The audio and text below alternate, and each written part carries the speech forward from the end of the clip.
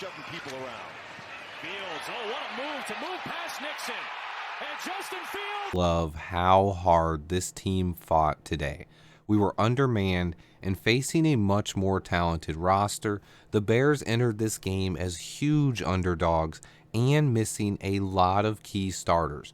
The wide receiver room was hurting, in particular with Chase Claypool, Darnell Mooney, and N'Keal Harry all out. And then we also lost Equanimous St. Brown in the first quarter of the game with a concussion. And then during the game, we also lost Teven Jenkins, Jack Sanborn, Jalen Johnson, and Justin Fields left the game during a key third down. Fields returned and led the team down the field for a touchdown on the final drive of the offense. He's okay and had cramps. I'll update you guys on the other injuries in just a minute, but the biggest takeaway from this game was how hard this team fought.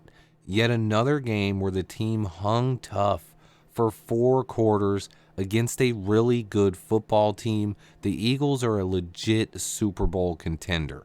The resiliency and heart of this team continues to impress me. I haven't seen a team fight this hard for a coaching staff since the Lovie Smith era. Think about it. They entered this game 3-10 with nothing but pride to play for, overmatched against this Eagles team. Everyone in the national media counted them out, and yet they came out and had a chance to win this game, but ultimately fell short. I came away very impressed by how hard this team fought and have a couple of takeaways from this one, and then I will update you guys on the injuries, including a clip directly from Coach Eberflus regarding Teven Jenkins.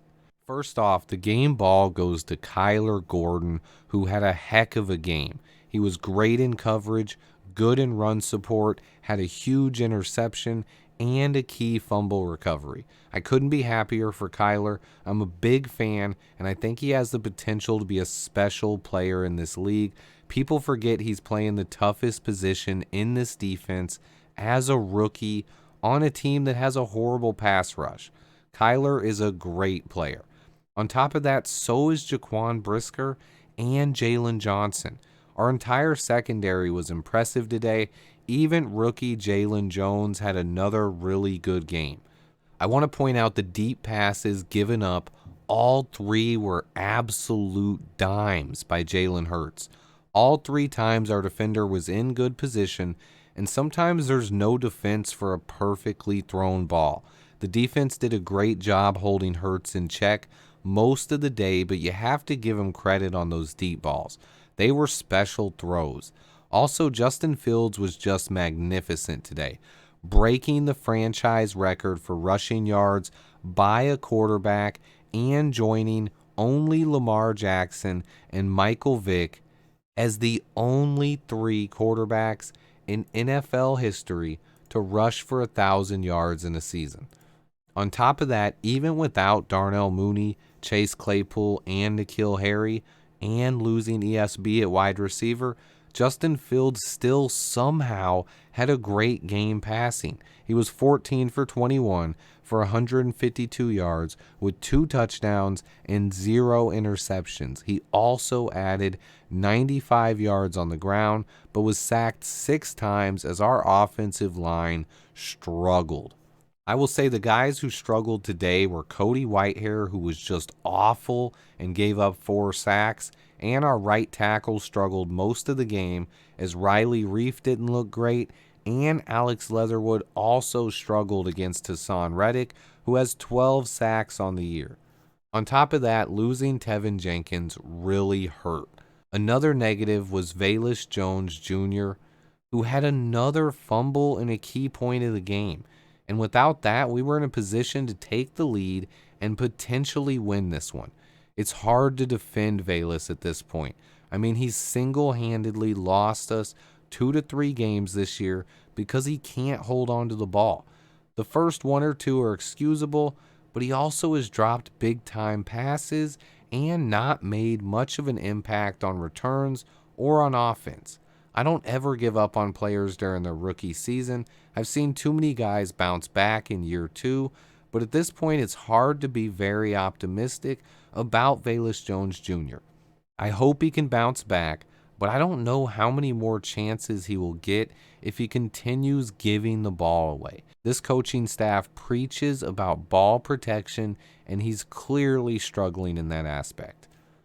Now let's get to some injury updates. Justin Fields left the game with cramps, but he returned to lead the team down the field and cap it off with a 35-yard touchdown pass to Byron Pringle. If our defense could have gotten a stop, Fields would have had a chance to win the game, but we did not get the stop and he didn't get another chance. He appeared just fine and mentioned in the press conference that he didn't get an IV before the game and he should have to prevent the cramps, but he's just fine.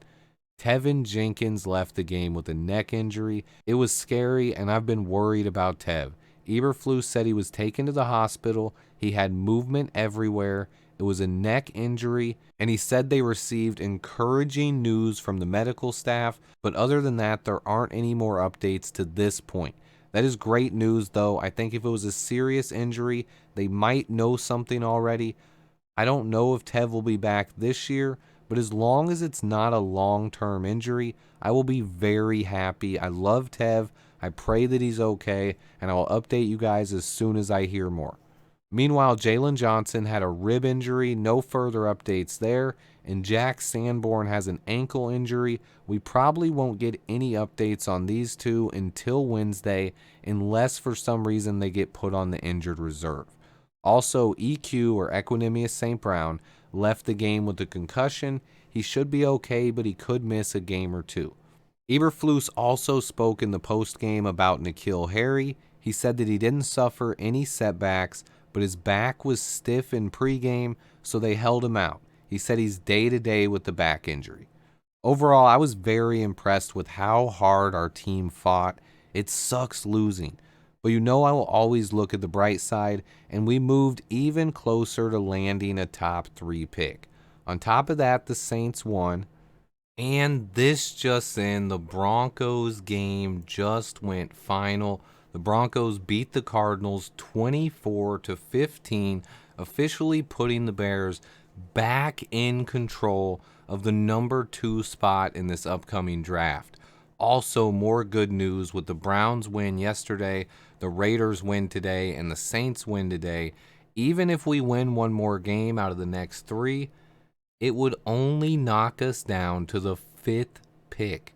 If the Rams win tomorrow night, that means we can win another game and we would only drop to the 4th spot. Our chances of picking in the top 5 are getting more and more likely with every loss. Big win by the Broncos, big wins by the Browns, the Saints, and the Raiders as well. Let's also root for the Rams to smash the Packers on Monday Night Football tomorrow night. I appreciate everyone who watches. Special shout out to everyone who stopped by the live stream today. Stay tuned, guys. I have tons more coming. Until next time, bear down.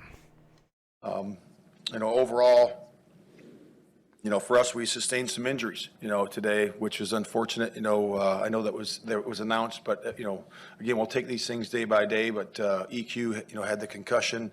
Teven had his neck. He's out, but everything looks, positive there. So just so everybody knows that, that's encouraging.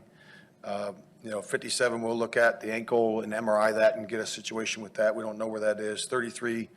Jalen with the ribs. Again, we'll see where that is. Tomorrow we'll get more information. And then Justin, he really just had cramps. He had cramps. He had to come in, for an IV, and he's all set, ready to go. But